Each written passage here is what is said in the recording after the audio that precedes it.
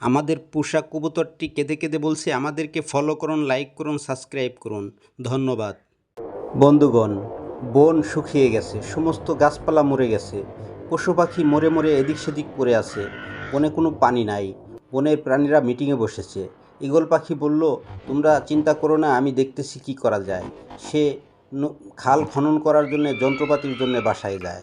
বাসায় গিয়ে মাটি খনন করার যা যা লাগে সেগুলি নিয়ে বনের দিকে রওনা দেয়। বনে গিয়ে সে খনন করতে থাকে।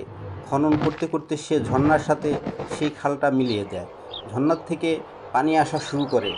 বনের যত প্রাণী আছে, গাছপালা সবুজ হতে থাকে। বনের পশু পাখি পানি খেতে থাকে। তারা অনেক আনন্দিত। বনে আবার সবুজতা ফিরে আসে।